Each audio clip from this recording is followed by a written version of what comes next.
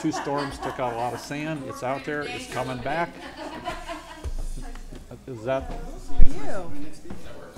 You. Although, are you going to address a little bit more about what you're currently seeing and thinking I at did, I had the lunch, East but End? now I'm You getting, did. oh, you made it, okay, yeah. No, Because, you know, wait, I I'm think, sorry. and I haven't Funeral. talked No, I saw to her. Roger, and he sits in these.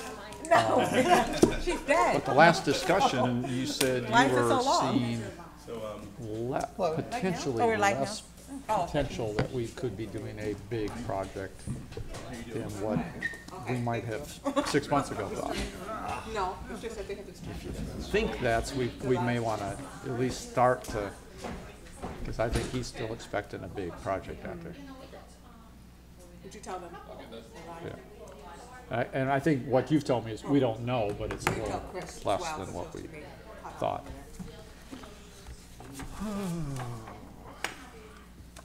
Make sure we know when we're on. Thank you.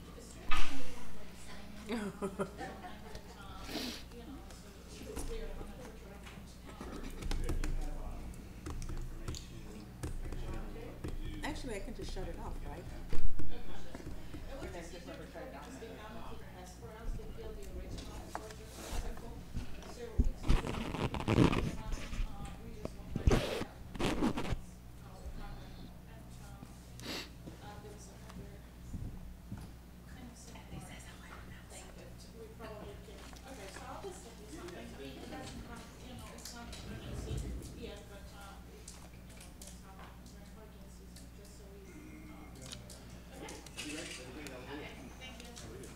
Yeah, just email it to me and I'll get it.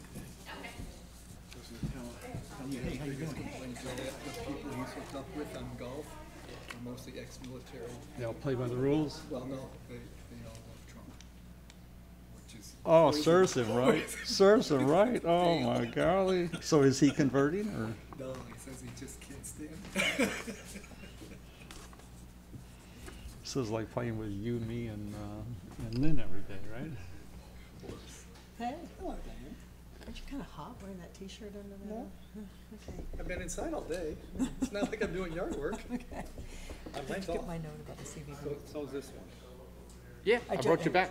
Oh, okay, I haven't Yeah. seen it yet. Yeah, I no, just I think we thought should it's- do something. Yeah, I when they're thought it sounded coming. like a great Okay, idea. Okay. Yeah, I'll plan yeah, with that. yeah, actually, no, I wrote you back like within about 2 seconds. Oh, you know why? Because when I get on my computer, it doesn't show, I have to sign on separately. Oh, to get you know, your, to get the my other email. government. Yeah, I've got them where they Yeah. both come on at the same time now. Yeah. This one's on. It's right here. I just turned it off for you. That's on that.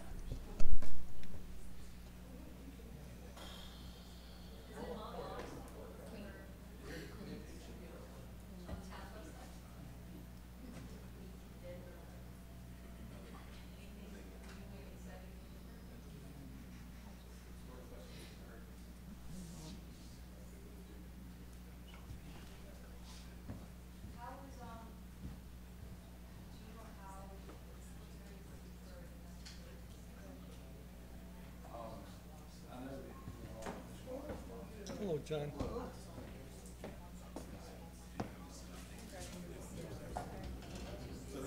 Okay. Well, we'll talk about it during EC. Yes. How was the course there? Have you not playing? I played Sunday. I played Turtle Sunday. It's in better shape. You know, the greens have taken a beating, but they're improving. Oh, today's great. Too bad we're working. Yeah.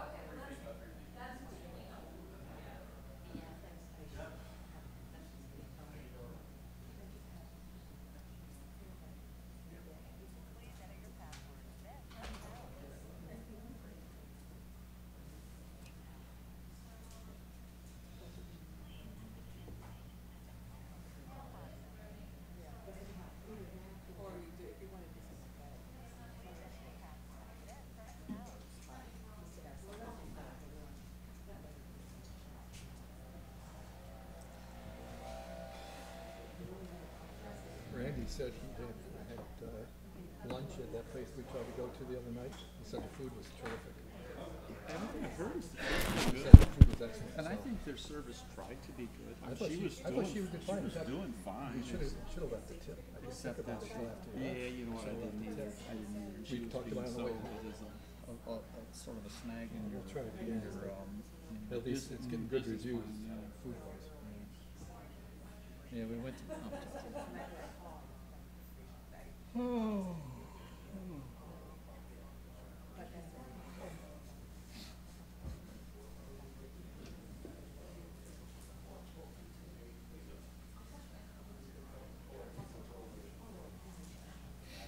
You didn't have to get dressed up for us. Oh, no, no. At a funeral, unfortunately. yeah, Dwayne, thank you very much. I realize, or I would have understood if you could not have made it here, so. That's fine. Appreciate your, Appreciate doing it. that. A good friend of mine, actually, who I was in his wedding, actually did a divorce.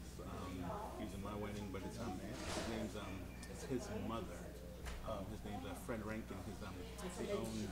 They own Seafox Boats, but used to own a company called Rankin Boats. So he's a big business guy in town, but he's just a good friend for a long time. And his mother had breast cancer, and so his dad died, just a couple of years ago. And so I was real close to the family and everything like that. And so yeah, she just passed away. And actually, it's the second funeral I've been in 3 days. Want water? With another childhood friend. Kind of at that age when that happens. Oh yeah, definitely. So it's At least it's the parents and not the individual friend. it makes me more thankful to have my parents both around, so I'm trying to enjoy them while I'm Yeah, absolutely. All different parents. Oh, Jack. The lawyers are all the same, aren't they? I mean, it really doesn't matter which lawyer is sitting in this chair, does it? Boss used to say, next time I'm gonna hire a one-handed lawyer, so you don't always go on the other hand. On the other hand, they say about the economist. About the that was- economist, that was- yeah, the economist. Hire a one-handed economist. I'm all right. How you doing?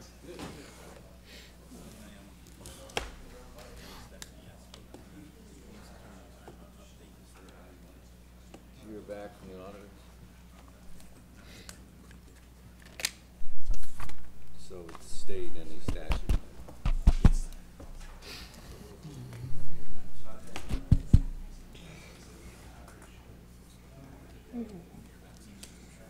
Excuse me, I'm tired. You give him a time, by the way? May? Are you gonna do the budget thing and the mayor's remarks?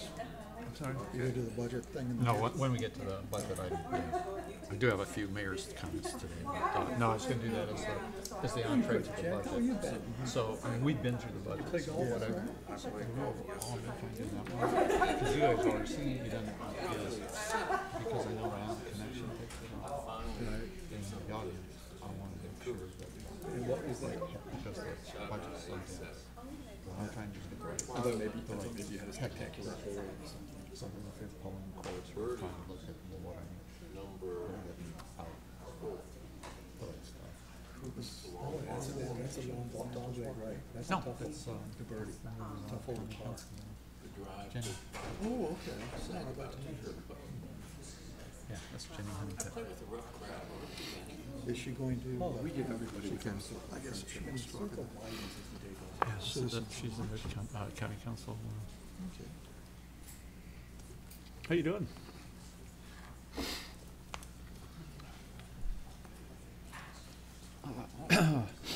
Well, I thought pollen season was over, but in the last, No, not at all. Still got a ton of it on our springboard. Huh?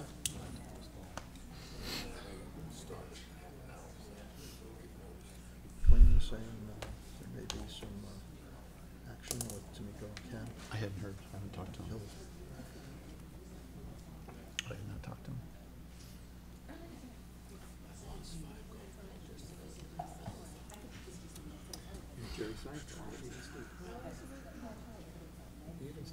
Where were you playing? I'll go out. Do you know what hole you lost him on?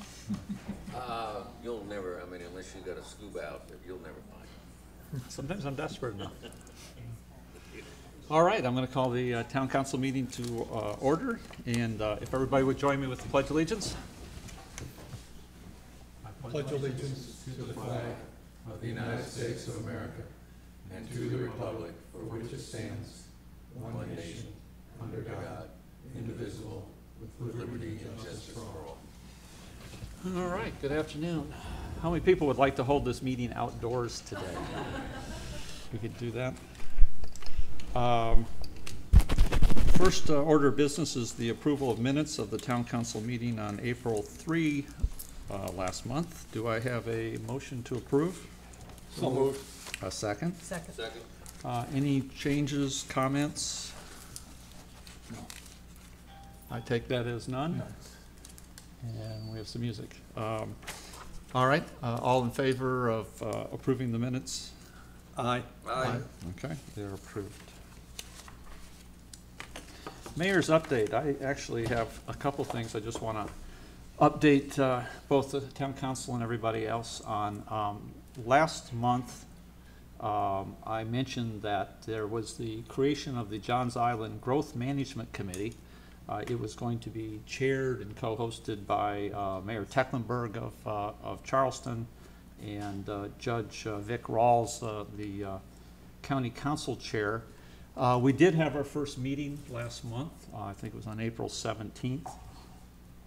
In the minutes that you just approved as an outline, I described it last month, what some of the objectives of that committee are. First meeting was interesting. We predominantly spent most of a couple hours listening to input from a large number of residents. I think there were probably, Ginny, you were there, I think 150, 200 residents, all from Johns Island. We heard lots of public input. Most of it, as you would imagine, was about concerns about development on Johns Island overall. A lot of concern about infrastructure, the need for infrastructure improvements. And I think the predominant discussion was really around flooding and stormwater drainage, and lots of concerns about the impact of current development and some of the thinking about current development on drainage. Most of the focus was on Charleston. I think, as you all know, Johns Island is partly developed and owned by Charleston and partly county property. And most of the focus was on the Charleston inside the urban growth boundary. So it was an interesting meeting. It is really early in the process. I do think that this committee, if it can accomplish something, is important.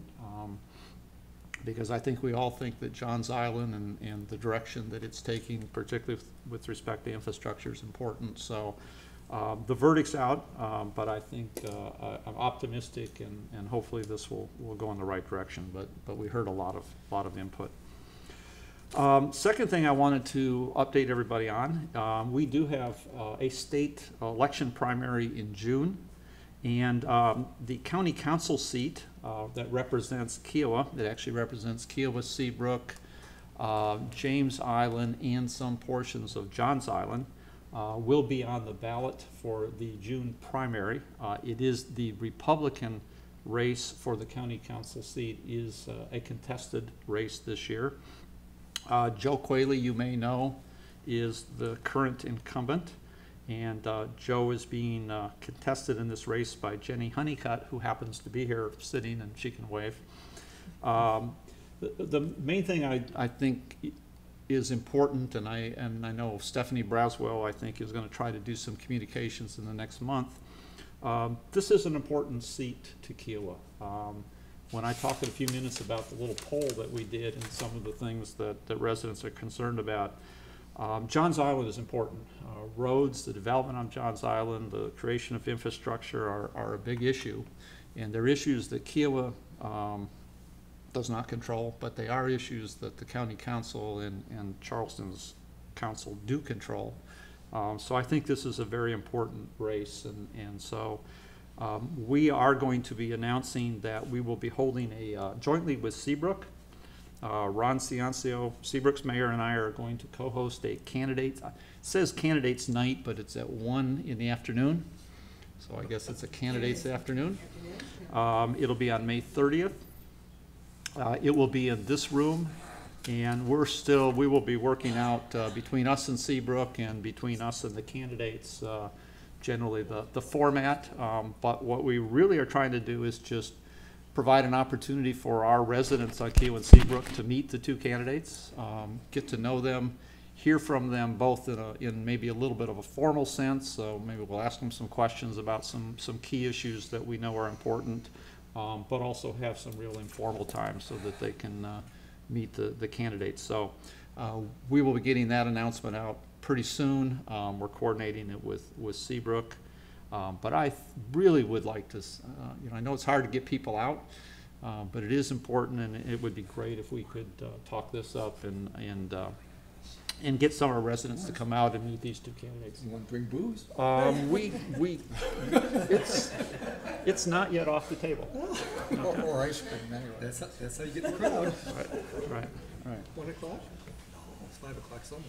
I've been around here long enough to know that wine is the price of admission to anything on Kiowa. Third thing, Planning Commission meets tomorrow. Again, I don't usually announce Planning Commission meetings, but obviously there's been a lot of focus on the Planning Commission in the last month because of the concerns and issues with respect to the final plat at Parcel 13. We have tried to communicate this in our e-blast, but since our last meeting, I think and hope everybody's aware that the proposed final plat that was submitted by the by Kiowa Partners has been amended. It now looks, we've characterized it as substantially similar to the originally approved preliminary plat.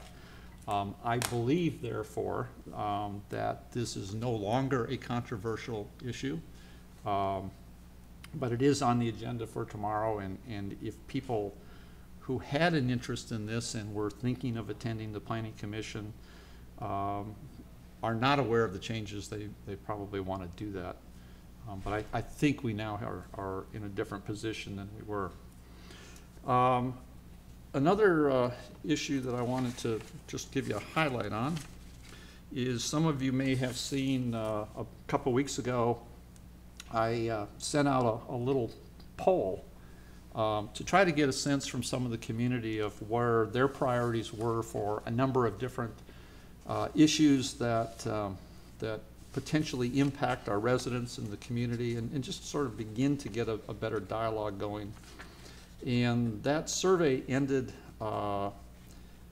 last Friday, and so I'm not going to give you the whole, I'm going to hold some of them back. We're going to communicate this by e-blast in a couple days.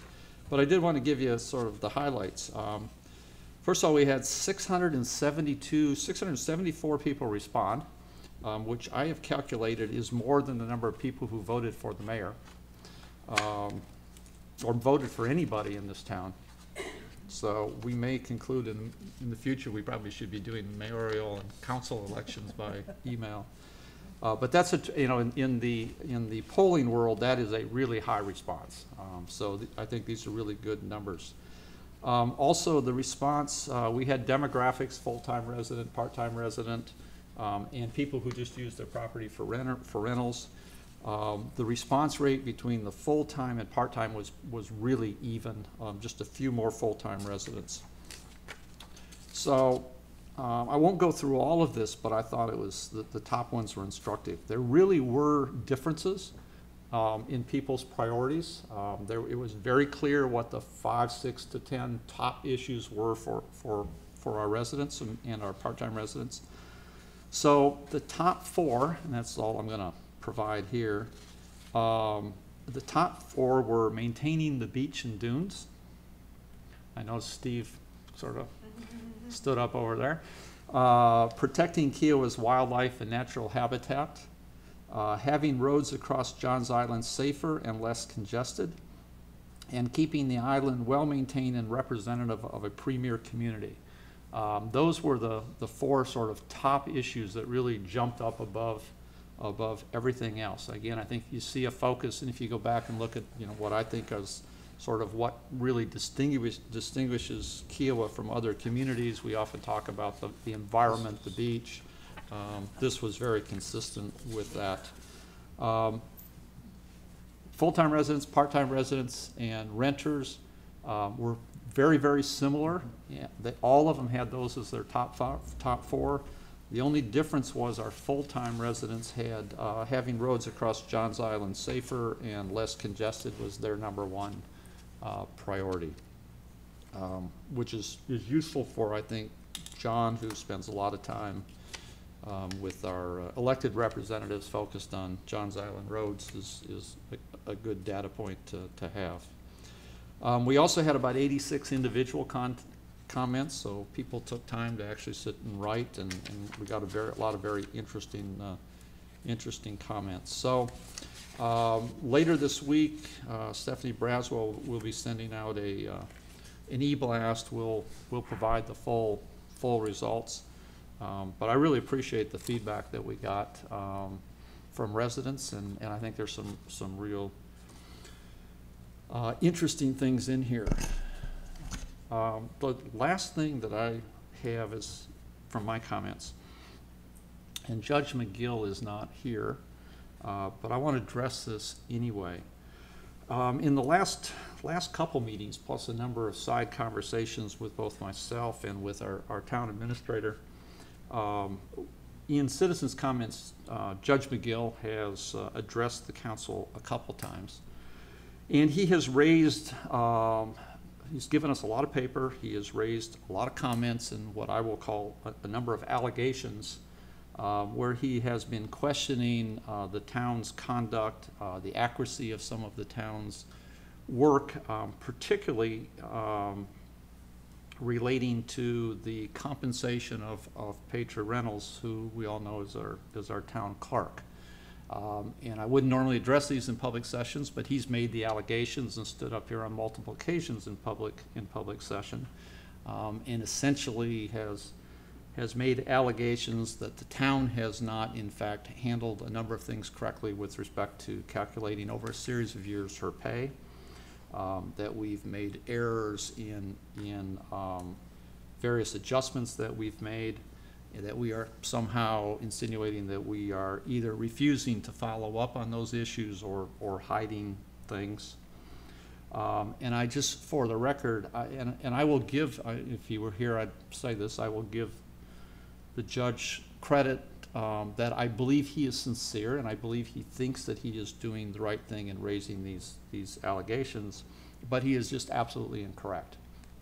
And I can't be in a position where we have our employees in public session and with the Island Connection sitting here having various kinds of allegations tossed out. So I just want to be very clear for the record that I have talked with Judge McGill on several occasions. I have read and researched, as has Stephanie, all of the many pages of numbers and calculations that he's given us. He is not correct. There are some misunderstandings, some misreading of numbers, and some things I don't understand. But I'm absolutely convinced that the town has, in fact, handled all of our dealings with Petra correctly. And I'd like to say it, and I hope that it is the end of the story and the end of those discussions in this meeting. So with that, I will go to citizens' comments, and again, we have two citizens' comments periods. The first one are for comments related to something that is on today's agenda. Is there anyone who would like to address the council? It would normally be in the, I think you wanted to sort of say hi. Yeah. Are you able to be here for the whole meeting? I think so. I had intended to, so. Otherwise, I will make, otherwise, if you're simply getting up and saying who you are, I'm willing to make an exception. I want to see. All right. Okay. Who doesn't want to sit through the whole meeting? Are you asking me that question? All right, I appreciate that. She's going to be on county council. She's got to. Oh, if you want to be on county council, you got to learn to sit through some really long stuff. All right. So with that, we're going to move to the next item, which is a presentation. Steve Trainum. Steve is, as you all know, with Coastal Science and Engineering, who is our consultant with respect to the beach, who is now standing a little taller when he sees that the beach and dunes is our #1 issue. Every year, Coastal Science does an audit of the condition of our beach, and each year we ask Steve to provide an overview of the results of that audit. So it's yours. Thank you. And speaking of sitting through long, boring things here, we'll try to make this as quick as possible. And since I've, I think, spoken to this council before, I'll kind of skip some of the background information and speak along. But please, if you have any questions at any point during the presentation, just stop me, and we can talk about it then. Kiowa Island, 10 miles of beach that we survey. We have about 60 lines that we survey, all the way from Kiowa Spit to the east end of Stone Oak, up the Stone River near Kings Creek. And the big thing about Kiowa is it was developed after a study of the beach was completed. And they actually took into account coastal engineering studies that said what are the better areas to develop in. And so the eastern end near the inlet and the western end of Captain Sam Spit were identified as being very dynamic and vulnerable to future erosion. The center of the island was stable, and so that was the area that was developed, and that served Kiowa very well since those working on it. It is one of the few accretional islands in the state, and that accretion is due to sand coming in from Stone Oak Inlet. Just some old photos to show you the very large-scale additions of sand that we receive at Kiowa at the east end. Starting in 1977, you can see a large shoal there that's offshore the eastern end of the island. By 1979, it's attached, and it continues to spread out over the next several years, as you see in the 1983 photo. By 1986, there's another shoal that's getting ready to attach. So we call this the shoal bypass cycle, where sand breaks off the inlet, waves push it on shore, and it feeds the beach. So you're gaining sand for free, which is great. But what can happen is you have some isolated areas of erosion adjacent to the shoal, and that's why you see such a dynamic shoreline. It's not a long, straight beach. It curves in, it juts way out. That's very typical of South Carolina barrier islands, starting from about Bulls Island, north of Charleston, all the way through Savannah. The most recent very large-scale events started in the 90s. On that top picture, you see a 1989 shoreline that, if you went out there today, you would see it as a tree line. A large shoal attached in the mid-90s and actually built essentially a new barrier island off the eastern end. It was about 1,500 feet from the old shoreline. It had a marsh-filled lagoon that formed. And then in the early 2000s, another shoal was attaching. And that spread and formed what is now considered the lagoon system, kind of east of the front line of the ocean course. And that's the area that we've had to manage for the past 10 years. And it's been such a big system. Such a wide desk. And it's such a wide system that it has its own inlet, and that inlet's what we've had to manage in these projects in 2006 and again a couple years ago. So we had a 2006 project, which was a very large-scale project. That inlet for that Flushing lagoon system had eaten into the driving range. There we go. And actually eroded a good bit of the driving range and eroded a lot of the beach just seaward of the ocean course. So that's the image on the left. So we used land-based equipment and had to move 550,000 cubic yards of sand to restore the beach and move the inlet further to the north or the east, kind of between the newer lagoon and the old lagoon. So that was a very big project. It cost several $1 million, and it moved a lot of sand. And all that area is now critical habitat for piping plovers, so we had to go through a lot of permitting and things like that, a lot of monitoring. So we knew that we monitored the beach every year since then. We monitored the habitats for the birds. We monitored how much sand was there and the contours. You can see kind of a timeline of aerial images there on the right, showing how dynamic that area was. Periods where it would gain sand, periods where it would lose sand. And that channel, we kind of monitored the whole time. And by 2014, it was starting to get to where it was getting somewhat close to the driving range again. And we met with Jim Jordan and Fish and Wildlife out here and said, you know, we don't want to get back to the point where we're going to have a really large-scale project that's needed, because we don't have to pay for a large-scale project, but we also don't want to have the environmental impacts of a large-scale project. So we came up with a plan with them to say, let's go ahead and anticipate the need to do a project in the future, but we can, if we do it a little earlier, we can do a much smaller scale project, less impacts, and a cheaper project. So we kind of determined that, all right, well, once the channel reaches the point where it was in 2014, that would be our trigger to say, okay, a project can be done. So we started the permitting process for that, and about the time we started that, the erosion really started to accelerate. And that channel went from slowly migrating towards the driving range to moving over 100 feet in the period of a few months. And very quickly it encroached into the driving range again, and sandbags were required to kind of stabilize it from eating more of the driving range. So we did get the permit, and in 2015 we did a 100,000 yard project instead of a 500,000 yard project. It was much quicker, much less impact.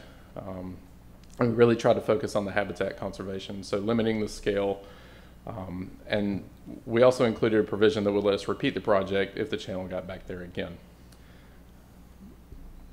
So that's kind of the historical background. Now going into our monitoring in this past year, again, we monitor about 60 lines, starting with number 1 at Captain Sam's Inlet, moving to the east, and then we go along the Stono Inlet. And then we break the beach down into 6 different reaches, as that kind of center bottom photo shows. And that helps us just kind of average out area changes, so you makes it a little bit easier to comprehend what's going on. But we had a pretty busy year this year. We had Hurricane Irma in September, and then, not necessarily related to the actual sand changes, we had OCRM come out with their revised setback lines in October, and that whole process started. We had our beach scraping project, dune restoration project that we did following Irma, and then our monitoring survey in November, kind of all with that. So there was a lot of activity there in a few months.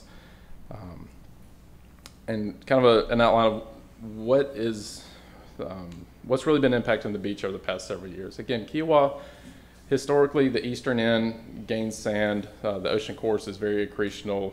The area near Flyaway Drive is very accretional. Once you get towards the center along Eugenia Avenue and the sanctuary, it still gains sand, but it's a much slower gain. It's normally the volume changes there are more consistent and less magnitude, and then the west end near the spit accretes. But we had Hurricane Joaquin in 2015, we had Hurricane Matthew in 2016, and then we had Hurricane Irma in 2017. And South Carolina hasn't seen storms like that repeated in a long time. So it's something that's kind of new that is altering the typical situation we see. And one of the biggest things is by that frequency, the beach isn't allowed to recover. So when Hurricane Irma hit this year, the dune hadn't rebuilt all the way from Hurricane Matthew, so we had additional dune erosion on top of what was lost. Hurricane Matthew passed a little bit to the east of us, but pretty close hit, and it resulted in very significant dune recession, 20 to 60 feet. The beach had started to rebuild a good bit. We had a lot of dry sand beach that was feeding the dunes. However, we didn't have much elevation, in the actual dune. So when Hurricane Irma hit, even though it was a storm that passed a good bit to our west, it was such a large storm that we still had a lot of onshore winds. We actually had higher water levels with Hurricane Irma than we did with Hurricane Matthew. And we had another 10 to 30 feet of dune erosion on top of what we lost with Matthew. So the impacts of that direct storm were less, but when you add that on top of Matthew, we were set back a good bit further. And this is, I only have a little bit of data to try to keep it as simple as I can, but this shows you the dune line, and that's kind of one of the most visible things from a storm is how far did the dune go back. So if we kind of just focus on the green line, the orange line, and the black line, the green line is where we were just after Hurricane Joaquin. And you notice it is a good bit lower than the previous years, so we did have some erosion with Hurricane Joaquin. The orange line shows the post-Matthew condition where we really had a drop, again, anywhere from 30 to 60 feet. Except the area around Flyway Drive, kind of between lines 30 and 34, that area, that actually held up pretty well. And then with Hurricane Irma, that's the difference between the orange line and the black line. So again, anywhere from 10 to 30 feet of erosion. And in that storm, we actually lost more sand or more dune in the Flyway Drive area. And the western end, along the sanctuary, the West Beach area, was not as heavily damaged.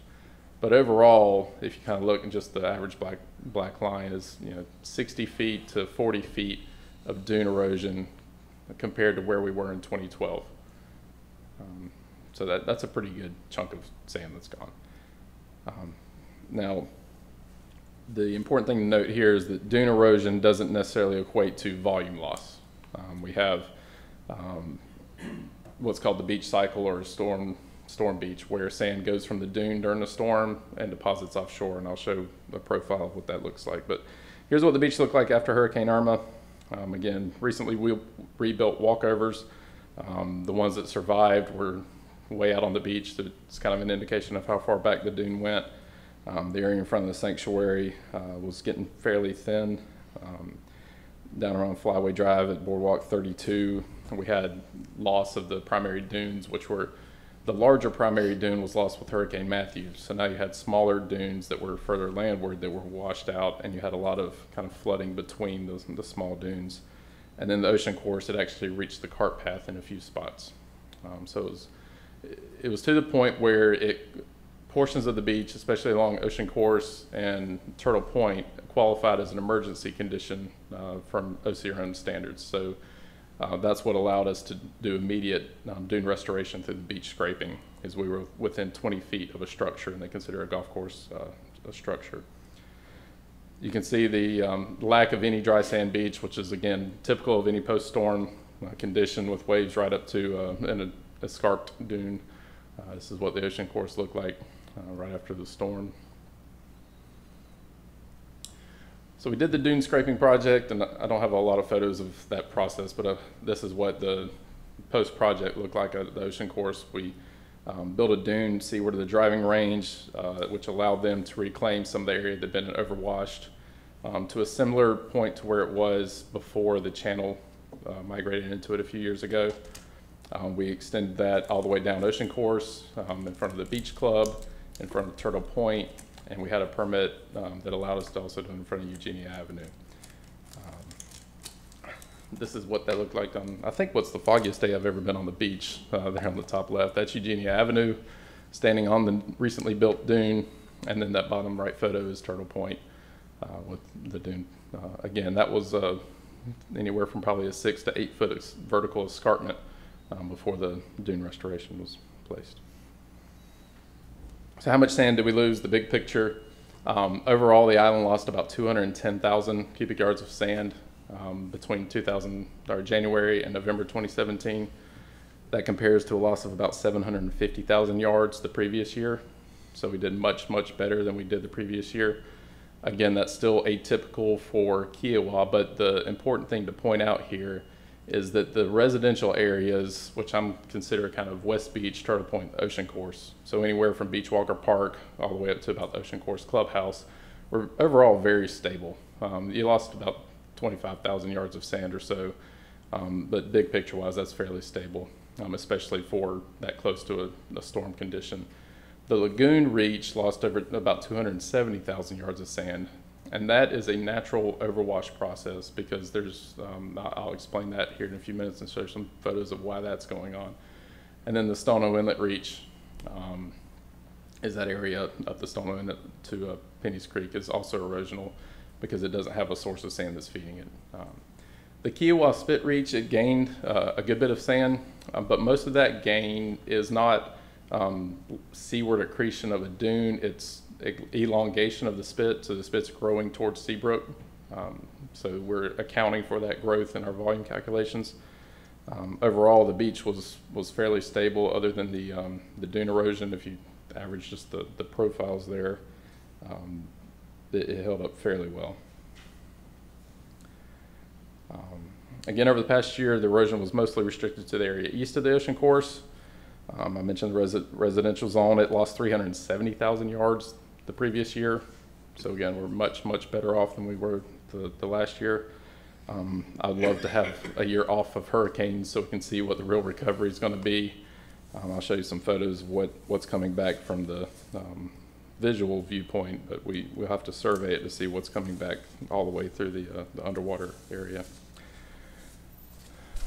I think this is my last data graph here, if you'll bear with me on that. But this just real quick, on the red line on the bottom, that's the 1999 beach volume, and it's averaging around 250 cubic yards per foot.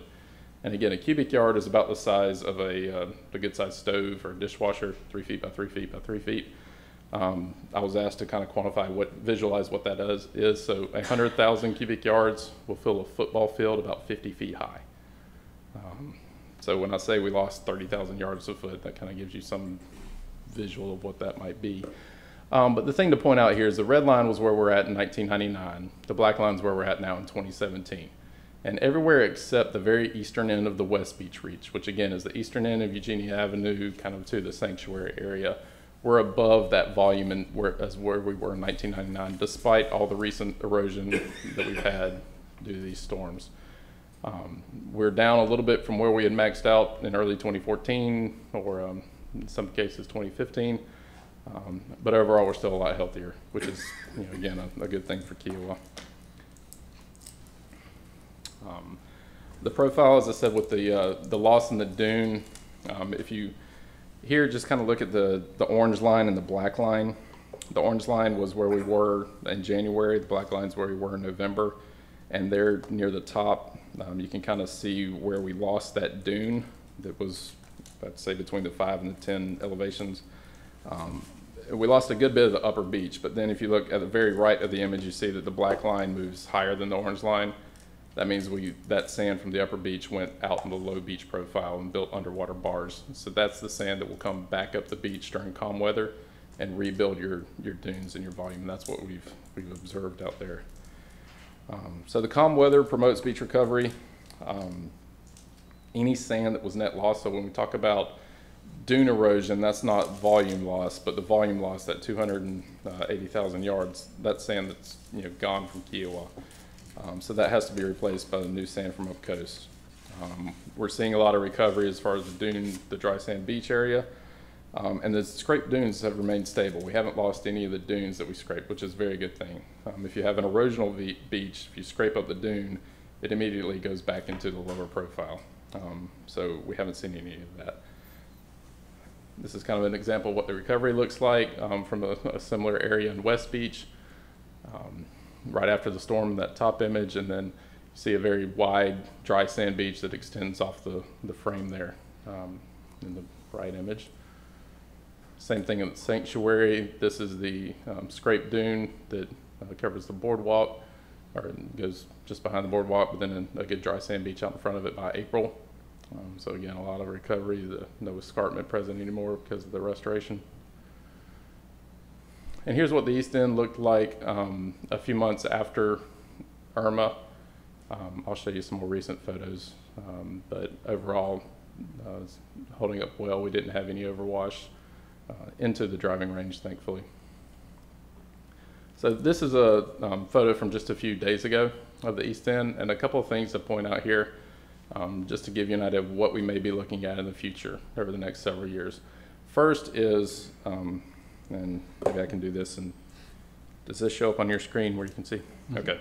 So this is our dike that we built across the old channel in 2015.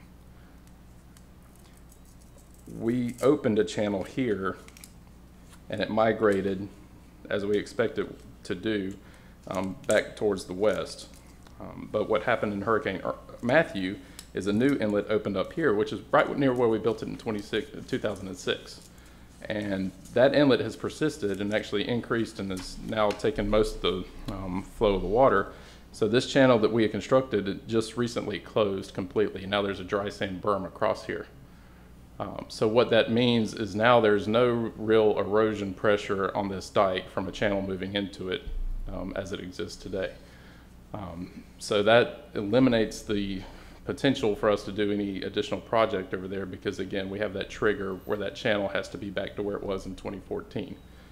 So right now, if things stay the way they are, we're not looking at another channel relocation project in the near future. Now, if we have another storm, anything could breach a channel there at any point, because again, it's not a real high, wide system. And Steve, I mean, that turned out to be good, because if I recall, right after Irma, where our concern was that 215 dike had really sort of sliced off at the top, and we had lost a lot of sand. Right, it was so- really close to breaching the dike. We Yeah. built it a little higher, and thankfully we did, because it withstood it. There's actually another little inlet open over here, and the other thing is this approaching shoal. So there's another shoal that's now offshore and approaching the beach. We're not exactly sure where it will attach yet, and where it attaches will impact the evolution of these channels. If it attaches here, then the beach builds out here and it erodes on the other side, so we may have a new channel kind of open up through here, which is very thin anyway. So we'll be tracking that, and we're already seeing that in our data. This is what that looks like. This is looking at underwater sand. So in 2013, there was a shoal here in this red line, and we see it move in several hundred feet in 2014, and then again in 2015, it kind of attaches to the beach. This is the new shoal that we see in that photo there. In January, it was here where this orange is, and in November, it's moved close to 1,000 feet to here. So it's moving very rapidly, and we'll be tracking that as it comes on shore over the next 3 to 4 years. And we can estimate how much volume that's going to bring, but that's kind of our next big, event over at the east end. And just real quick, Captain Sam's Inlet, we had that project in 2015 that was done by Seabrook. I'll just show you kind of what that looks like now. It's recovering well. It's starting to evolve into what looks like a natural inlet system. These sandbars down here are what used to be the old Delta sand. So this is the new Delta sand. The old Delta was here. So this sand's migrated on shore, and that's going to feed Seabrook. We're getting a lot of growth. Go to this next image in the intertidal flats. So as I said earlier, this spit's accreting. It's growing this way. It's also increasing the sand volume in this area. As this gets bigger, it'll start backing up sand on the beach, and we'll expect to see more accretion, right off the tip of the spit pretty soon. So overall, it's looking very good. So summary recommendations, I'll just fly through this real quick. Talked about the dune erosion, the total volume loss. The emergency dune is performing very well. The natural dune building is ongoing and will continue to occur. We don't really recommend sand fencing this situation because it's feeding the natural dune already. The vegetation source is there. You have a good seed source, so I'd expect a lot of natural growth this spring, and really when the sand starts drying out and blowing around in the summer, it'll do that. But if for whatever reason sand fencing is installed, we always recommend it going as close to the dune as possible. So you want to feed one big dune rather than building a small new dune out in front of a smaller dune landward. I just mentioned that kind of stuff. If we are wanting to document the actual recovery of the dune, then we can perform another survey that would just limit to the dune and dry beach area to see how much sand has moved back up the profile. I'm not saying that's something that has to be done, but it's just if you're curious on what the volume of sand moving back up the beach is, we can do that. And then while we're kind of not looking at another big restoration project at the east end, our permit I think expires either in 2020 or 2021. We may want to look at just modifying that permit for an extension, just so it's kind of still there in our back pocket. So that would be my only other recommendation. So with that, any questions? Steve, just a couple. You know that we have a couple property owners along Eugenia who on their own are wanting to pursue and have filed to do their own little beach restoration projects in the area where we already put sand on their property. And you don't have to answer this if you don't want or not prepared to, but do you have any perception of the value of dropping sand on small, we certainly on the big projects we just did very large projects where there were continuous long areas of sand. Is there a perception that this is valuable or not valuable? If it's done over like you said, a longer stretch, I think it is valuable. I think if it's one property owner, the way beach projects work is the performance of them is related to the square of the distance. So it's an exponential increase in performance for the increase in length. And it's, again, with a small dune, you're going to get more erosion off the side, and it's just going to meet middle, in the middle during a storm event. So if you can spread it out over a larger area, then there, is beneficial. Now, any sand on the beach is a good thing if it's quality sand. I don't think that it hurts anything to do, but if an effort like that was done, I'd recommend having kind of a one-time, let's get as much out there as we can, so we're not, what you don't want is having one person do something and then 2 weeks later have somebody else do something, slightly different, and leaving a gap in the middle, because that can create just a lot of access issues, recreational issues with people trying to, set up umbrellas and things, and if there is a event or something, we like trying to have uniform, somewhat uniform looking dunes and dry beach areas. And I know this isn't directly related to the study, but do you have any new intelligence on the current considerations on setbacks, and the dates keep changing? I wish I did, but I do not. We provided kind of general review of how they set the lines for the town. As far as individual appeals, we haven't been, we're kind of requesting people find other people for that, that can focus on individual properties, and I can't keep up with the legislation right now. I'm kind of waiting until they figure it out, and we can go from there. Any questions for Steve? No. Okay. And I'll actually, are there anybody in the audience, rather than waiting till citizens' comments, that has a question? Go ahead. Steve, is there anything related to Folly Beach or the Stoneway Inlet that you would perceive as a change in any dynamic of the influence of those to our beach at all? No, I don't think so. The scale of the delta that's really controlling the sand is so large that the smaller scale things that they do there, I don't think really impact.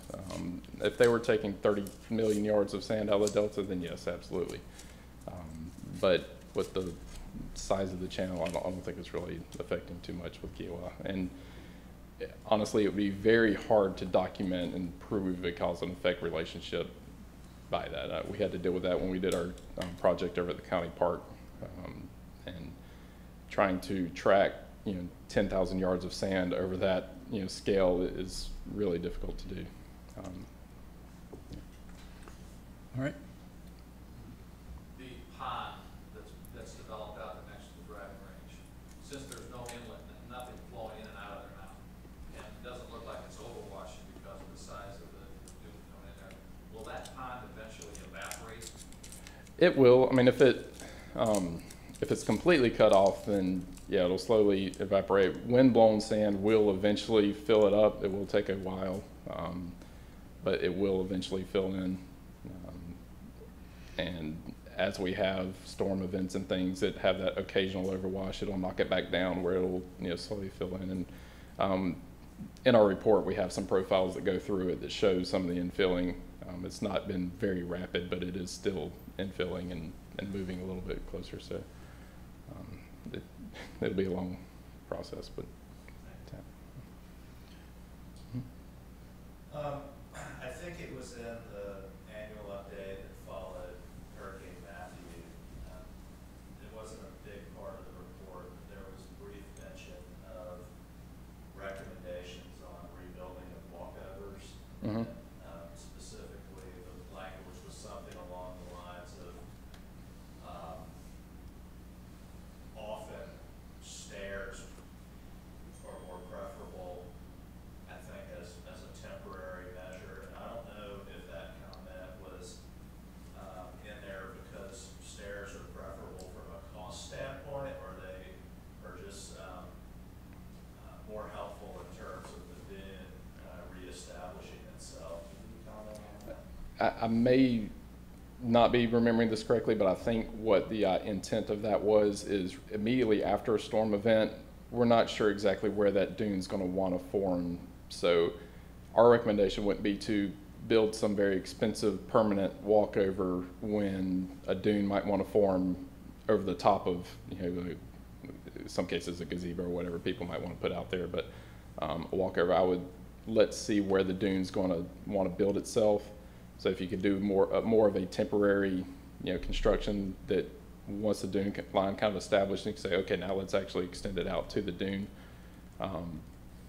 And stairs are less material than ramps, or things that extend further out on the beach. So that's less debris if there is a storm event. That's another argument for it. But then again, I understand the need for ramps and things too. So that's just one of those difficult situations. But we do think that waiting at least till you can see where that beach wants to be will save people some money and effort in the long run, because they won't have to rebuild things or extend things further out, or possibly shorten them if they kind of overshot it the first time. I think there was also a perception that we were taking a philosophical change. There's a perception that you have to have some big structure going over the primary dune, and that's what's resulted over recent years as you look down the beach on this proliferation of very large structures. And I think what we had concluded is that under the DHEC regs, as long as you weren't going through new vegetation, you didn't have to have a structure. You could, in fact, have a path that goes over the primary dune down to the beach, and that if a property owner wanted to go that approach, a way to do it is to build a small stair for a while, because of the storm been some drop, but then they could let the sand override and eventually just fill in those steps, and then they would have a slope without having now to build a big ramp and so on. So that was part of that discussion. So. All right. All right. Thank you. Steve, thank you very much. All right, we have no old business, so we'll move to some items labeled consent on the agenda. We have 5 ordinance changes. All of these ordinance changes have been discussed and approved at first reading. They've also been through public hearings, so this is the second and final. Unless there is an objection and any council member would like to have one of these pulled out for individual discussion, I would otherwise recommend that we handle them as a single group.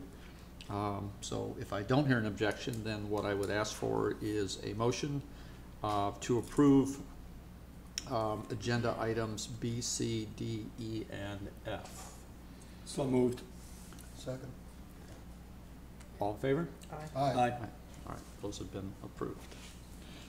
Okay, so take us to new business, and the next item of new business are approval of the state accommodation tax recommendations. I know council is aware, I think most of our people in the audience today are aware that we have a state accommodations tax committee. That committee is chaired by Dan Hubbard, and that committee is responsible for considering, and also Jack Coe is the liaison to that committee. It considers and recommends to the Ways and Means Committee the allocation of our state accommodations tax funds.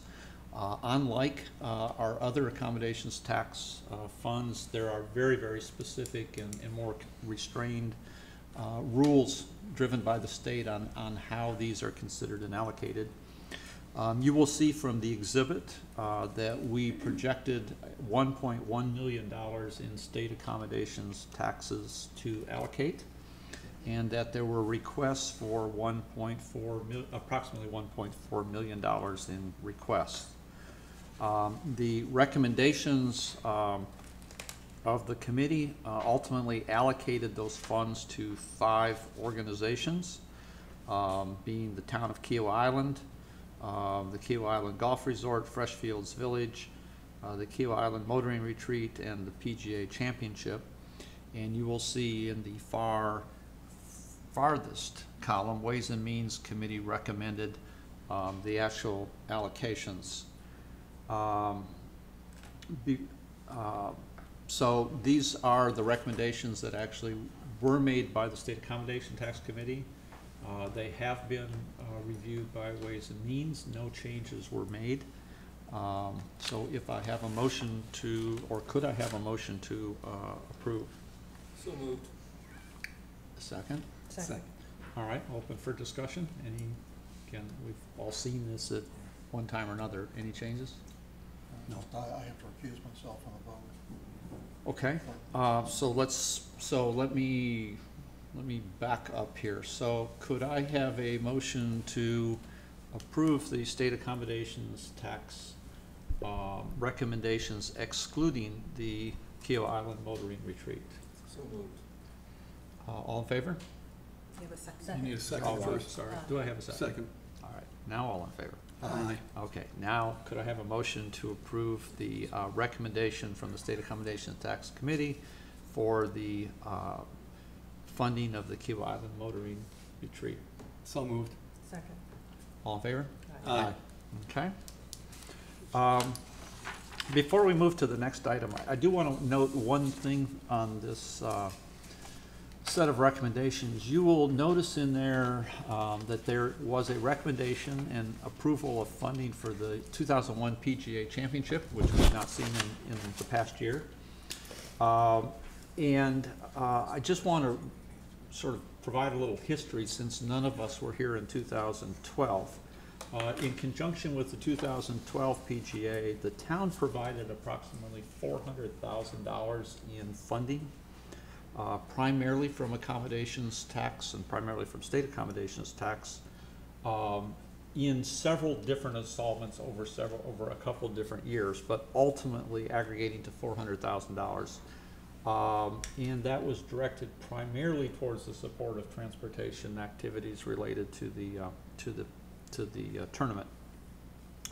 The council has not yet discussed or made any sort of commitment yet towards the 2021 PGA, but I do want to point out that this $120,000 recommendation and approval is consistent with, and the philosophy behind why it was recommended and I think why it was approved by the Accommodation Tax Committee is consistent with the town's approach in 2012 and probably presumes that we will be doing something similar in anticipation of 2021.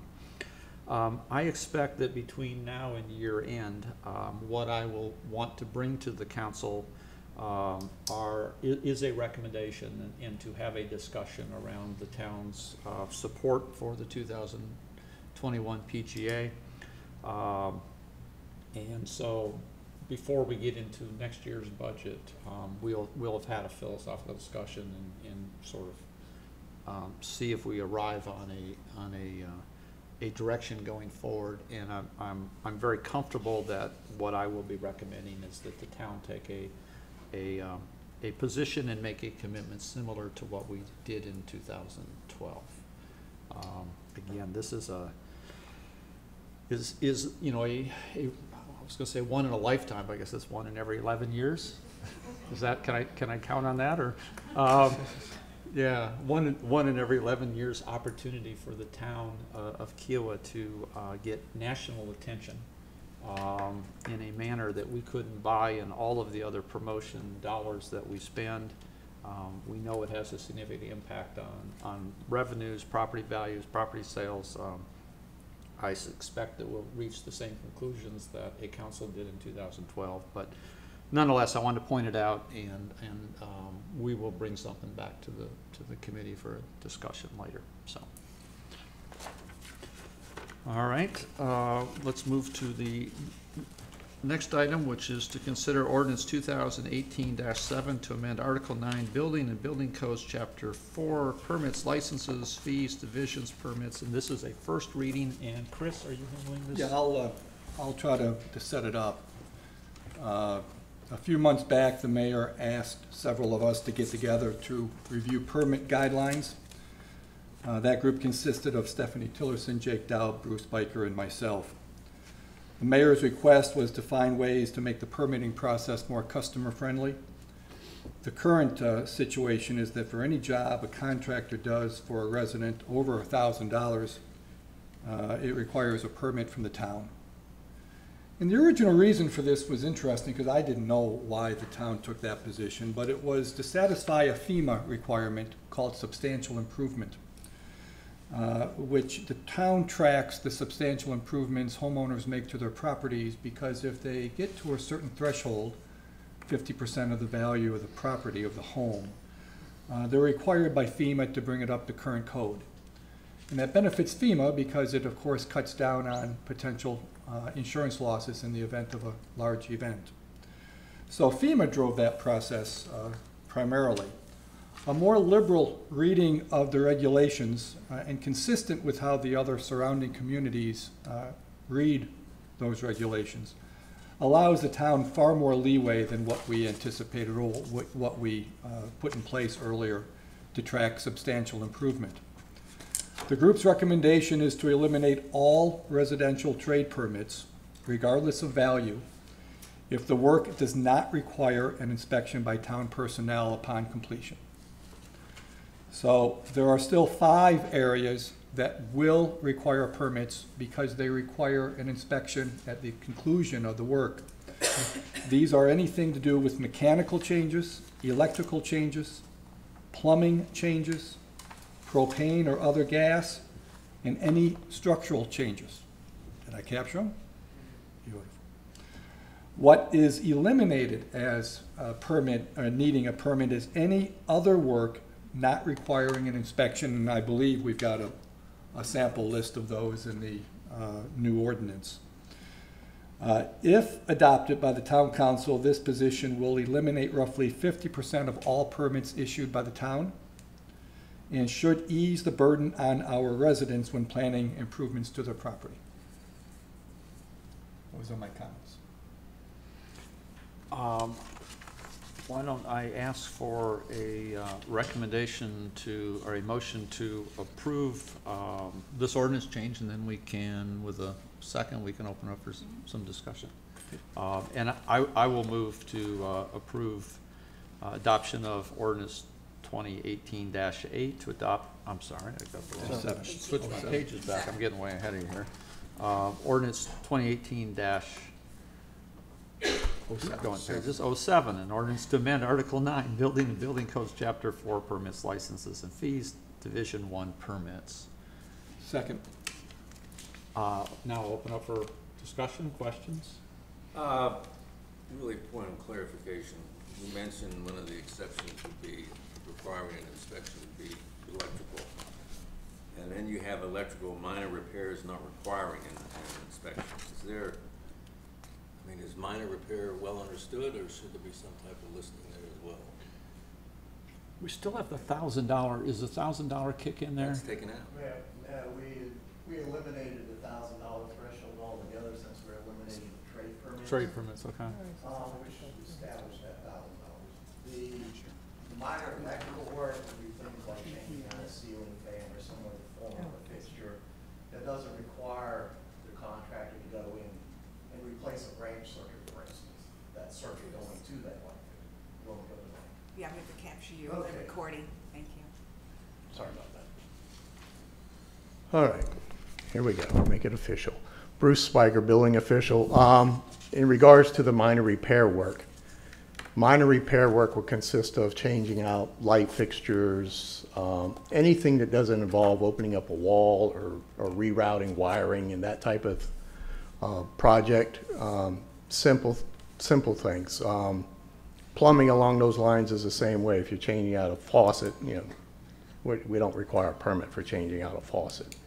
So anything that you can go into the system and not actually have to go in and actually reconfigure that system in some manner would be considered minor work. Now this would be effective July, what's the effective date? July 1? July. So I assume that between now and July, we will have one significant communication effort underway, both to contractors and to residents, to help them understand those. That is, yeah. Once approved, then we do the education phase of this, where we approach all the contractors. We have everybody's email addresses. We'll send an email blast. We actually set up classes, formal classes, so everybody will be educated on what the changes are before we ever start enforcing those changes. I've got one other one, and just out of more curiosity than anything else, and I'm probably reading it wrong, but oil derricks, do we have any oil derricks on the island now? But if we did. Not as of yet. I mean, is an oil derrick what I'm thinking it is? Or It is. Getting The back reason to the FSA would be interesting. the reason the language follows that suit is because when we write what we refer to as Chapter 1 building code ordinances, it has to kind of mirror the actual language in Chapter 1 of the building code. And in that chapter, you will find oil derricks and the other items you see listed there. And that's why it kind of mirrors that language. And no, we obviously don't have any oil derricks. But if we did, it wouldn't need a permit. It wouldn't need a permit at this point, no. So if we see one in your backyard, we'll know that you have, any other questions? All right, so we have a motion and a second. All in favor? Aye. All right. So, and again, that was on first reading, so we'll address this again at the June meeting. And again, I really want to thank between Stephanie, Chris, Bruce, Jake, a lot of work went into this. And while it doesn't have a huge monetary impact on our residents, you know, anybody who talks to contractors, talks to residents who are trying to maintain their homes, do remodeling, know that the combined impact of the community association, which has a very little impact, ARB, which has a substantial one, and the town, that there's a lot involved in trying to build and maintain your homes, and I think this will make a really substantial impact. So I hope we really, Stephanie, in your communications, really get this out and understood. All right, our next item of business is now ordinance 2018-8 to adopt the fiscal year 2018-19 budget for the town of Kiawah Island, South Carolina. And before we ask for a motion on this, I have this, okay. The town council has, and staff have been preparing and discussing this budget as they do every year since February. It is very dense, it is very complicated, but I think it's useful that everybody understands, at least generally, what the town is doing with its money and how it's directing it and what we have. So I have just a couple little overheads here, not very many, but I do want to make sure that what I'm tending to do is to get across, I think, the 5 or 6 important things that are useful to understand. So some highlights. Most important, we are projecting a budget surplus in our current 2018-19 budget. This budget projects a $2.5 million surplus before considering capital expenditures. And after capital expenditures, we are putting in place or recommending a budget that will have a $2 million budget surplus. Also, just as a reminder, we are on a fiscal year, and our fiscal year runs from July of this year through June of next year. This budget, and I'll go into some of the detail, but it budgets for total spending next year of $8.3 million. Let me start, though, with the revenues and give you a little sense of where the money comes from and what types of revenues that we're projecting. We are projecting $10.3 million in revenues in the next fiscal year. That is approximately a 15% increase over our 2018 budget, and it is about an 11% increase above our 2000 projected actual revenues. This slide says spending, it should say revenue. So what that implies is right now we're running a little ahead of our 2018 budget. So we are projecting what I consider a fairly substantial increase in revenues in next year's budget. Source of revenue is important to us. You will often hear in our discussions conversation about restricted and unrestricted funds. Unrestricted funds are just that, monies that we've received from various sources that have no strings attached in terms of what kinds of things we may use them on, operations, or whatever. And restricted funds generally are those things those revenues that come primarily from accommodations taxes, whether it be state, local, county, where the underlying tax has along with it restrictions as to the kinds of things that we can actually spend those monies on. And those are normally either the promotion of tourism or activities to support tourism. You will see this year in our budget that our unrestricted revenue is projected to increase by about 23%, and our restricted funds are projected to increase by about 3%. And also in this year's budget, about 63% of all of our revenue will come from unrestricted sources, and about 37% will come from restricted. Now, importantly, and I want everyone to remember this number, nearly $900,000 of one-time non-recurring revenue is projected and included as part of this budget. And so if you were to exclude that one-time revenue, our increase this year, as opposed to being 15% over last year, would be about 5%. Still a healthy number. But the important point there is that there is, in fact, a one-time source, a bump here that we're getting in revenue that is really improving our situation this year. And without that, we would see a more normal amount of revenue. What are the drivers behind our revenue? Kiowa's revenue is driven entirely by, or almost entirely by, economic activity. We get our sources of revenue from essentially two places: tourism, which is obviously driven by the economy, and we get our revenue from business and construction, primarily through business licenses or building permits.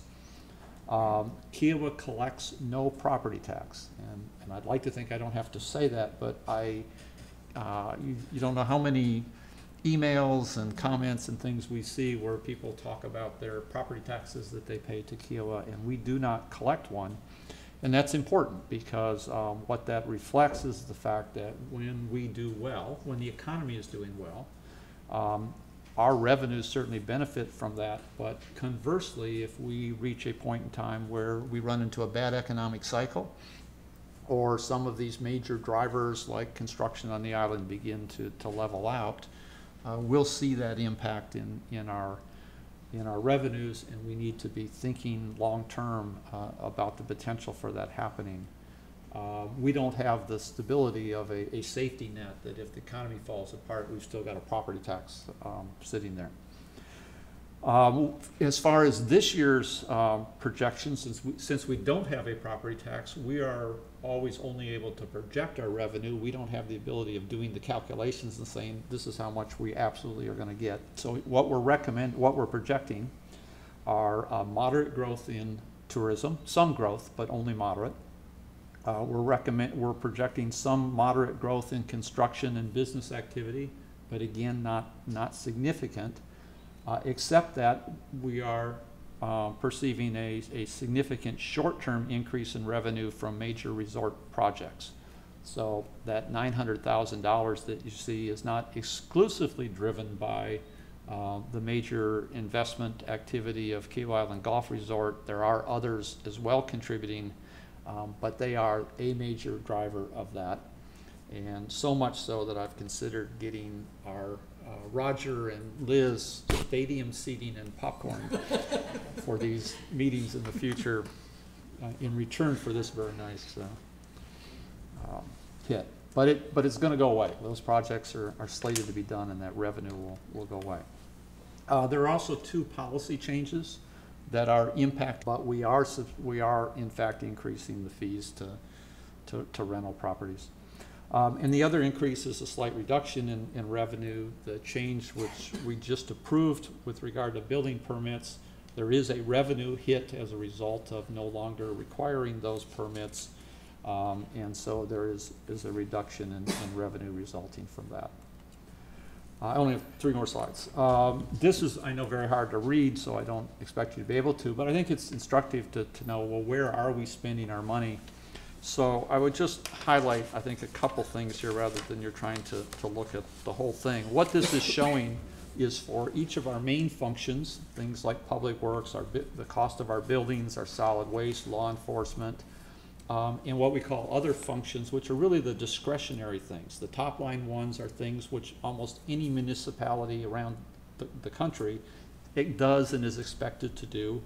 And then below that are things which we spend a lot of money on, but are more discretionary. Every town doesn't have an arts council. Every town doesn't provide funds to charities. Every town does not have a significant wildlife research organization. And so for those, we're showing how much of our budget is being spent in those particular areas and where those funds are coming from. So what you'll see is that on the far right, we're spending about 73% of our revenue on our main core functions. We're spending is almost 30% of our revenue on these other important but nonetheless discretionary funds. So as an example, if you just look down at law enforcement, this will tell you that we spend about 13% of our budget on law enforcement, and about 11 of that is coming out of restricted funds, and about 2% of that is coming out of the town's general fund. So we take the view under the law that a large amount of our public safety needs are the result of the tourism activity that we have on the island.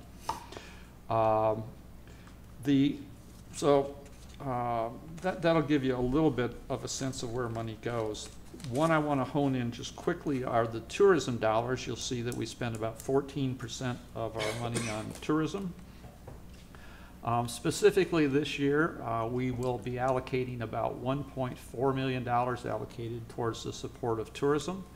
And that money goes to two different directions, external entities, and also the town uses a number of those funds.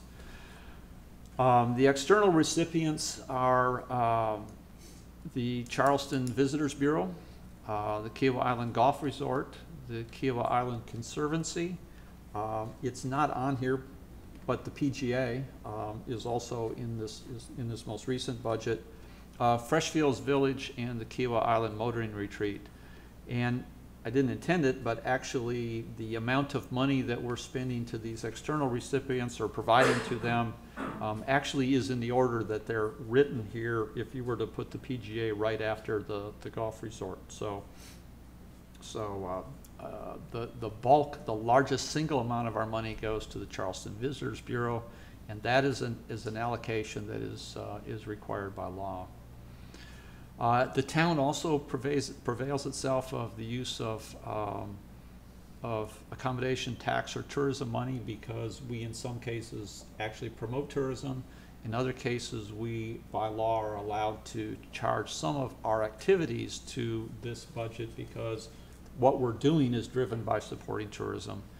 Public safety, a significant amount of our sheriff's deputy costs, our beach patrol, our turtle patrol, most of the Arts Council funding, and a good deal of our internal wildlife and environmental funding comes from tourism dollars. So, you know, again, I just want to, people see these very large amounts, and I think it's important to know where they go.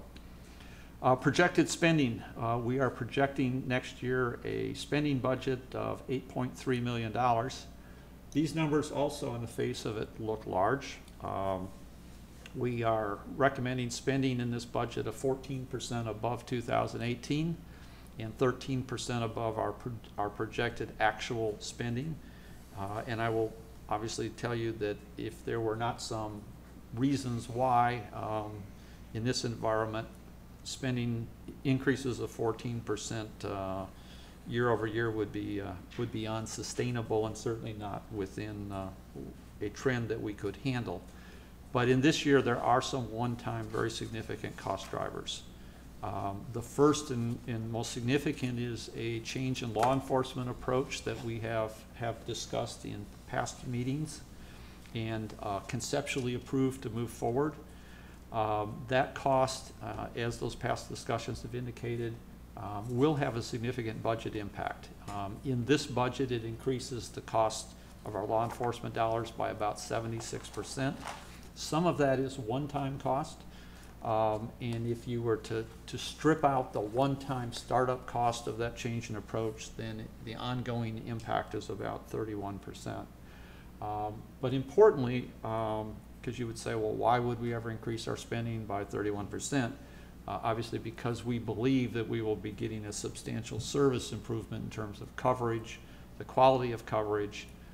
So we are hopefully making a trade-off here, additional costs for also better service. But That's a significant driver to the budget increase. The second is building-related costs. This building up about 21%, and we are facing a significant headwind with respect to getting our arms around the costs associated with the cost of obviously a much larger building on a much larger piece of land. And I've addressed this in the past, that we have a number of things that we're looking and trying to do to get our arms around that. We'll be looking at irrigation activity. We'll be looking at other things, but bottom line is this next year will be the first full year we will be in this building, so we will be facing the first full year increase in the operating costs to this building. The third is an increase in capital expenditure of about 71%. Unlike the business world where capital expenditures are capitalized and you depreciate them and you sort of flatten out the actually accounting for those over the years, in the municipal world we actually are on a cash flow basis. So if you have a year when you got a lot of capital expenditures, it hits your budget. And we do have a number of capital expenditures that are in this year's budget, mostly related to work that we're looking at doing with regard to the Parkway. On the operating budget, we have very, very moderate increases, and our spending on tourism is flat.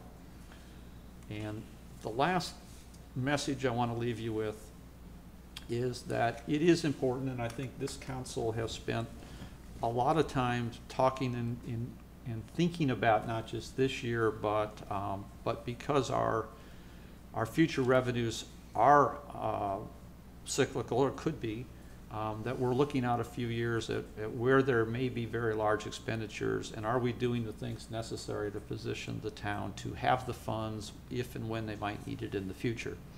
And we are anticipating several large future expenditures that you will find in this budget. Some are known or likely and have been budgeted.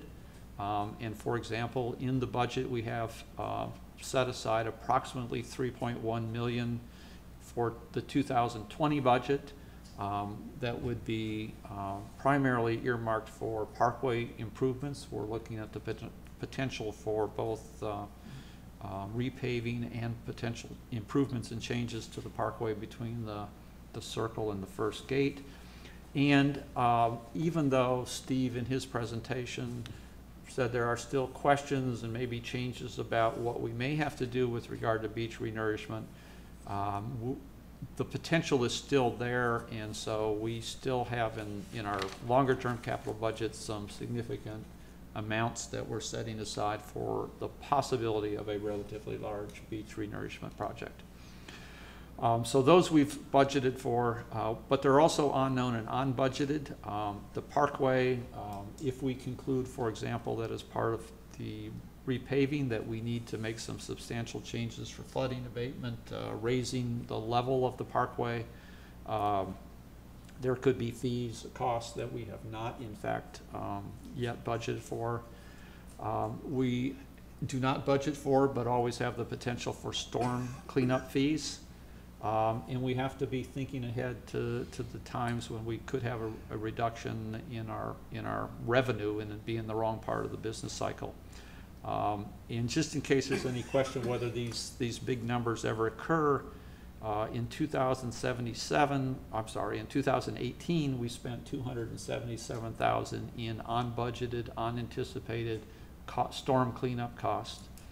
And in 2017, after FEMA reimbursement, we spent $465,000 in unbudgeted storm cleanup costs. So, so the potential in our operation for having very large unanticipated costs are significant. So in this budget, you will see that we have done some amount of shifting money from account to account.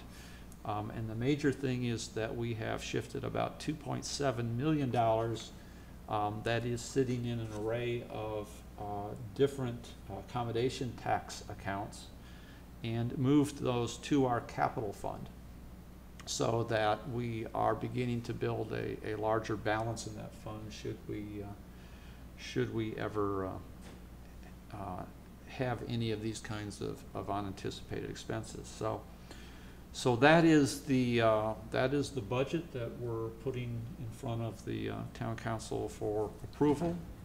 And again, I think it's the important thing is we are putting forth a budget that does in fact have a significant surplus, but also, you know, there are always the potential for some headwinds out there that hopefully we're planning for. So with that, I would ask for a motion to adopt the fiscal year 2018-19 budget for the town of Kiowa Island, South Carolina, as it is described in these many pages of budget material. So moved. Second. Second. All right, let me open up for questions, comments, discussion. None. I think we explained it very well. All right. Well, with the motion and second, I'll take a vote. All in favor? Aye. All right. And this was a first reading, so public hearing and second reading in June? Yes. Okay. That takes us to town administrator's report. Yes, I just wanted to give a quick update on Scalp. As you reported last month, the town, along with some other municipalities, had joined in any potential lawsuit that Scalp and South Carolina Environmental Law Project may bring against the offshore drilling or the permits of that. And I did reach out to Ms. Armstrong, who is the I believe the executive director over this organization. As of right now, there's nothing to report. She basically stated that the anticipated date that she was giving us and others got pushed back, mainly because when they had the public comment period, they received a lot more comments than they expected. So their technical team is going through some of those questions and I guess addressing them or trying to answer them as best as they can. And so because of that, they are taking a little bit longer in potentially approving the permits. So right now, there's nothing to report. They're not obviously doing any movement towards that. And if anything changes between now and next council meeting, she would definitely reach out to me and let me know, and I'll let you all know that as well. The other thing that I wanted to report on, I know we'll have another council meeting, but I do want to make people aware that we are co-hosting disaster awareness. Did you mention that in your comments, Chris? I do, but if you want to go ahead. No, I go can stay ahead. silent. No, I'll let you. Oh, boy. I won't steal your thunder. And Mayor, just so you all know, I believe Mayor's going to comment on the BZA. Yes. Mr. Gilmore. Yeah, Randy Gilmore, who is the chair of the BZA, has sent a letter to Stephanie indicating that he and his wife Gwen, who have had their house for sale for a number of years, have at the last minute unexpectedly sold it, I think, after they kind of thought, well, this is not going to happen, and have to be out by the end of the month. So Randy has tendered his resignation as the chair of the BZA. So two things. One, obviously, we will be posting a notice to acquire at some point a new member of the BZA. There's already a process within the BZA for a current member to move up to the chair position. But I just want to publicly thank Randy for, I know he's not here, but still thank him for his service to the town and to the community. Randy's been a member of the BZA since 2012. He's been the chair, I think, since 2016. And not only has he been involved with the town, but I know for a few years he was an officer with KPOG, if you all remember the KPOG organization.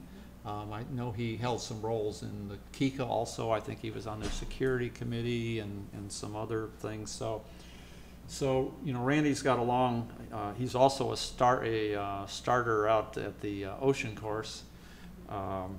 So you're losing him too.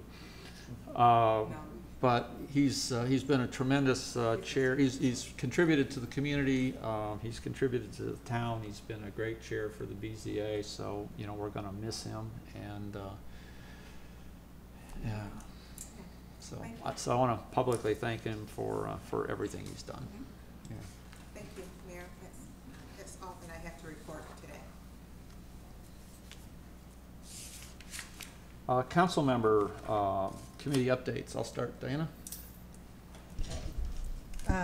Our last arts, is this on? Mm-hmm. Okay, our last Arts Council event is this Sunday, May 6th at 4 o'clock at Holy Spirit.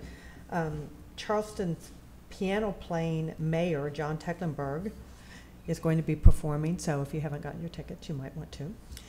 How come he gets to play? Well, I was going to say next year we're going to ask Chris to play, so that yeah. I might have to pay people to come though. Yeah, okay. Anyhow, we always have 3 performances. He will be the first, and he's playing along with a couple local musicians from the Sound of Charleston, Lonnie Hamilton and Ann Caldwell. And there are still tickets available, I believe, so if you want them, you can get them from the town. And then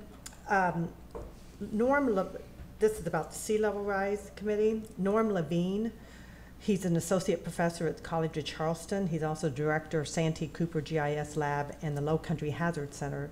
And Lucas Hernand, who's a graduate student from the College of Charleston, will be here on May 10th at 9:30 here in Town Hall. They've been working on a tropical storm Irma flood study for the Charleston region, and the purpose is to pinpoint why certain areas flood and to provide future solutions. They've also included Kiowa in this study, and they have prepared a map with building footprints and storm surge information that depicts up to 8 feet of surge in 1 foot increments. They also have maps that focus on roads and at what point, that storm surge height, that piece of road is inundated. And this should explain where water is entering the island and what sections are most vulnerable as storm surge heights increase. And this, of course, will help us identify low areas, not just roads, but other areas that can possibly be raised. So that meeting is open to the public, and it's May 10th, 9:30. Okay. John? Last week, I attended the CHATS meeting, the Charleston Area Transportation Study Committee meeting, representing the town of Kiowa. There was a presentation by the Department of Transportation on various projects, and I thought it was interesting. I'll give you a little perspective. As everyone knows, the roads on Johns Island are a mess, and they are going to get far, far worse. One of the main choke points will be the Galligatus Bridge over the Stono River. Traffic on that bridge over the next several years is projected, based on current development, planned and in process, to triple. You can imagine what it's like now. You can imagine what it would be like with 3 times the traffic.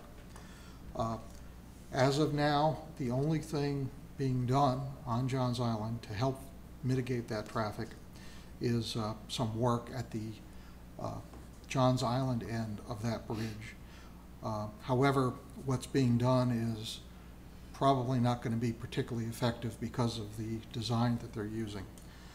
Dr. Paul Roberts has been analyzing and developing designs for Johns Island roads for many years now, and he's not just a enthusiastic amateur. He was former chair of the Transportation Department at MIT, professor at MIT, professor at Harvard Business School, and an internationally renowned expert on transportation and road design.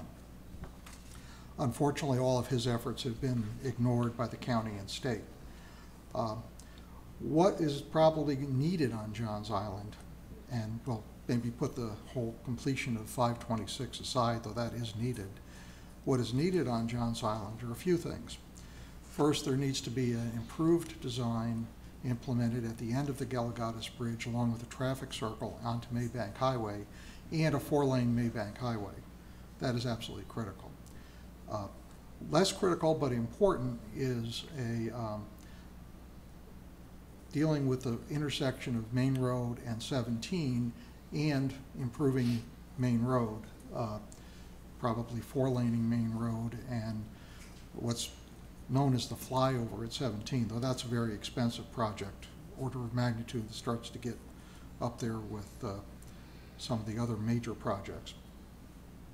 What is also critically needed is a Cross Island Parkway running from the junction of the end of Betsy Harrison across to River Road, approximately where River and Maybank meet. I say approximately because there are different designs that would work there. How much would that cost?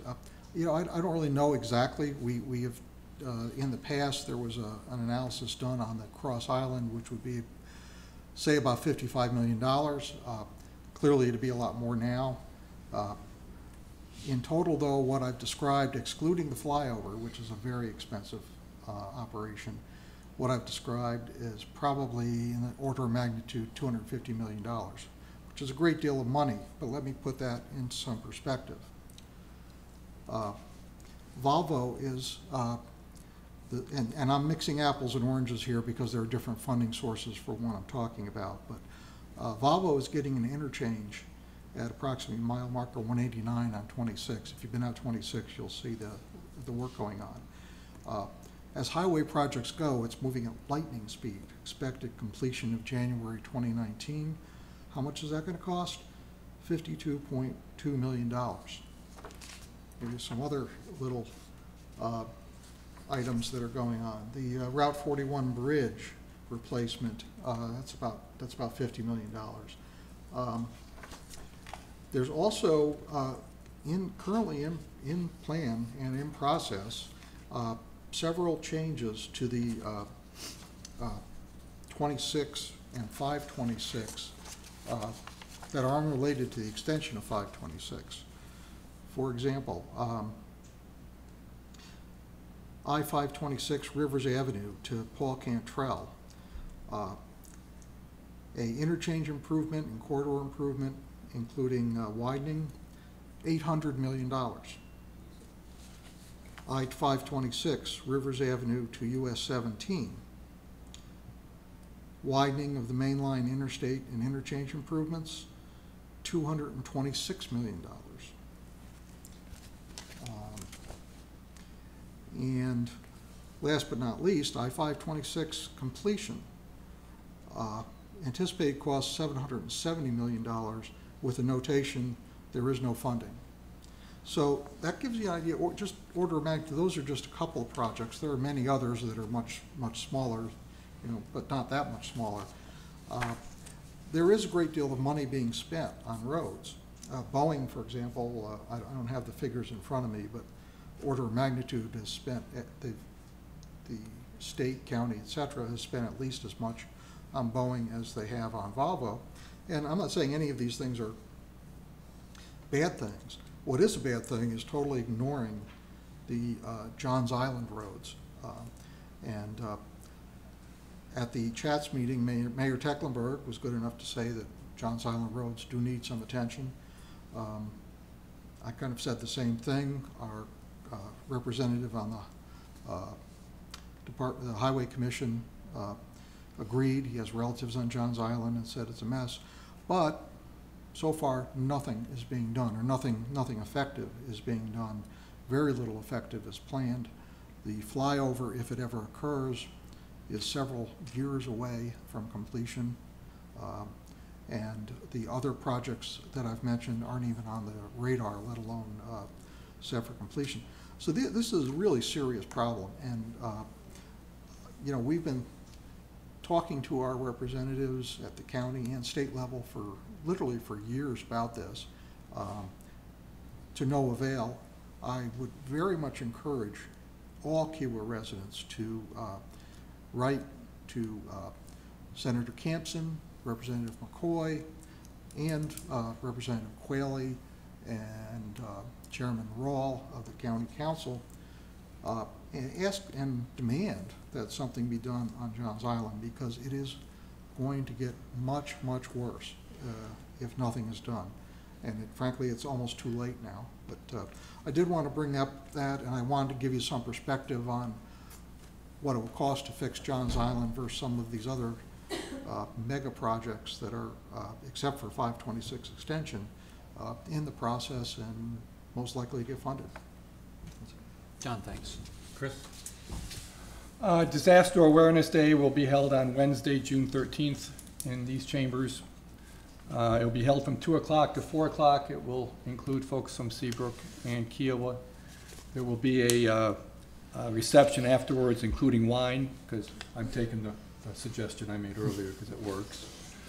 And we'll do that, I believe, in the lobby in the backyard. Is that correct? The back lawn.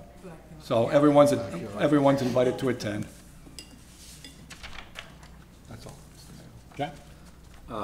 Bearing in mind that my comments about Mr. Gilmore now appear to be redundant, I have nothing to say. Go ahead, he would love to hear him twice. You've Because covered it all. you have liaison with that Yes, committee I know. for a long time, No, so. Yes, I know. you covered it. Did I get it right? Oh, yes, absolutely. All right, with that, citizens' comments. And anyone who'd like to address the council, just come on up to the podium, tell us who you are, your address, and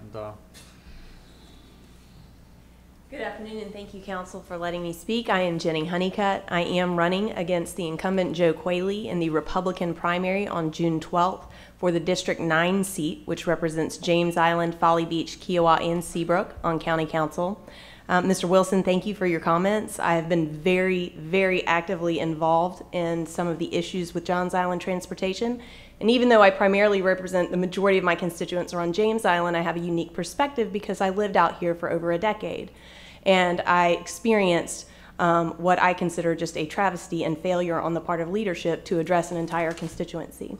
And so it also, my connection to Kiowa is that I grew up on James Island, but both my in-laws and my grandparents have property on Kiowa. And so that's where we spend our time in the summers and family vacations. And so the constituents out there, they matter to me as well. Now, they don't represent as big a voting bloc, which has been to their disadvantage, but that doesn't make them any less voters or taxpayers in the district.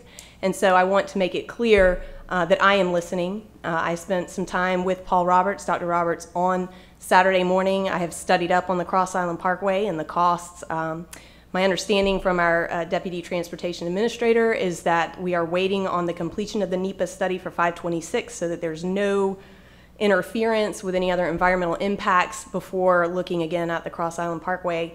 But the current plan or discussion is widening Maine to Bohicket and all the way down to Betsy Carrison, which I think is not what needs to happen for this island. And so I am very hopeful that if I do get on county council, we will bring up the Cross Island Parkway again and hopefully in quick order start addressing these infrastructure needs. Thank you for letting me introduce myself, and I look forward to meeting you all again on May 30th at the town hall meeting. okay, thank you. And by the way, since we've passed emails on setting up this meeting, that is the Stephanie Braswell, if you've not met her, who is actually going to be talking to you about format and also with Joe about the format for the meeting and so on. So maybe you can make use of that time while you're here.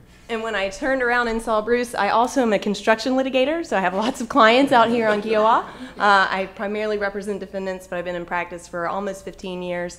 And so I like what you've done with the permitting ordinance. Are you somebody that sues us or do you defend us?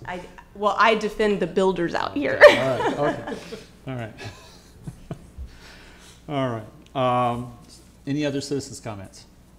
Can y'all just do something different from what you've done the last 2 years of disaster awareness, because it hasn't worked? Yeah, well, that's, in fact, we are doing some things different, because that was pretty much an all-day event over at Seabrook, and we found some of the stuff is getting stale, so. I'm talking about we've had storms. Oh, that I'm gonna punt on that one. We also know we have a higher bar because so many of them go there for the lunch, and we aren't going to have the lunch. So Yeah, but we're having But wine. we're having wine. yeah, that's we'll do. Okay. No, after you. If you do it during, All right. nobody will stay. With that, I'd like to move to the next item. We have an executive session on our agenda, and this executive session is to receive legal advice from the town attorney regarding the filing of a civil lawsuit against the former town administrator, former town treasurer, and former town auditors. Wendy isn't here, or she would ask me the question, how long do you think that you will be in executive session? Are you her proxy today? And I would guess about 30 minutes. And then we will come out of executive session, and we do have a new business item depending upon the advice that we get relating to the same item. So with that, do I need a motion on executive session? Okay, could I have a motion to adjourn into executive session? Second? Second. All right, we are adjourned and we will be back soon.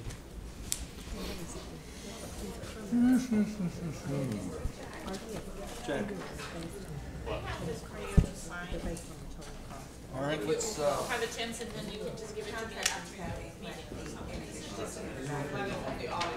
Okay, so somebody, they would come out and say,